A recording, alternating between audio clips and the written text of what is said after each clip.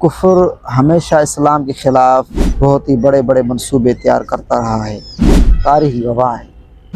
لیکن میں آپ کو ایک ایسے منصوبے سے آگاہ کرنے والا ہوں جو منصوبہ ان کا بہت ہی کامیاب گیا۔ میرے ہاتھ میں یہ ایک چھوٹا سا رسالہ ہے۔ یہ ایک رسالہ نہیں بلکہ ایک حقیقت ہے۔ یہ ایک لائن جو ہے، اس کو پڑھنے کے بعد جو ان کے منصوبے تھے اسلام کے خلاف، وہ ہمیں کامیاب ہوتے نظر آئیں گے۔ میں کوشش کروں گا کہ اس رسالے کو آپ کے سامنے قسط وار پیش کرتا رہوں اور دیکھیں کہ ہمارے ایمان پر ڈاکہ ڈالنے کے لیے وہ کیا کیا نہیں کر پائے۔ جہاں تک ان کو جانا پڑا وہاں تک وہ گئے۔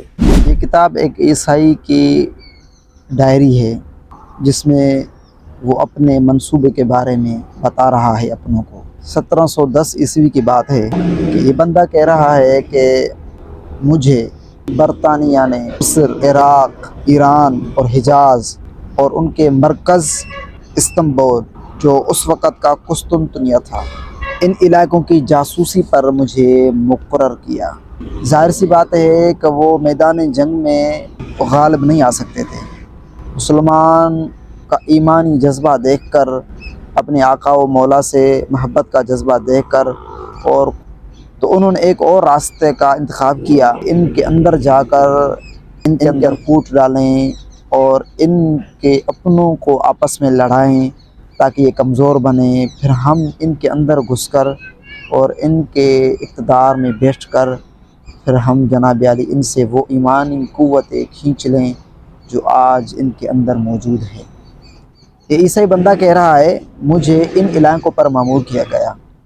مجھے ان علاقوں میں وہ راہیں تلاش کرنی تھی جن سے مسلمانوں کو درہم برہم کر کے مسلم ممالک میں سامراجی نظام رائج کیا جا سکے۔ میرے ساتھ 9 آبادیاتی علاقوں کی وزارت کے 9 اور بہترین تجربہ کار جاسوس اسلامی ممالک میں اس کام پر مامور تھے۔ جناب عالی یہ بندہ کہہ رہا ہے کہ ہمیں ان امراء اور علماء کی مکمل فہرست دی گئی کہ یہ وہاں کے امراء ہیں اور یہ وہاں کے بڑے بڑے علماء ہیں۔ استنبول کے شہر میں اترنے سے پہلے میں نے اپنا نام محمد تجویز کیا۔ استنبول میں اترتے ہی شہر میں جو ہی میں داخل ہوا، فوراً میری ملاقات اہل تسکین ایک بوڑھے پیشوا سے ہوئی۔ اس کا نام احمد آفندی تھا۔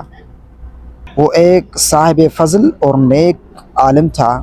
میں نے اپنے پادریوں میں ایسی بزرگ ہستی نہیں دیکھی تھی۔ وہ دن رات عبادت میں مشغول رہتا تھا۔ وہ رسول خدا کو انسانیت کا مظہر کامل سمجھتا تھا اور آپ کی سنت کو اپنی زندگی کا مطمع نظر بنائے ہوئے تھا۔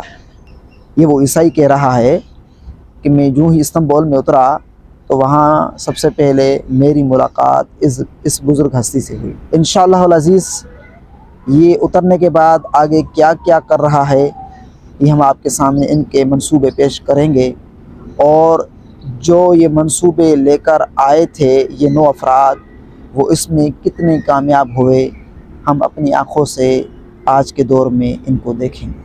انشاءاللہ اگلی قسط میں ملتے ہیں۔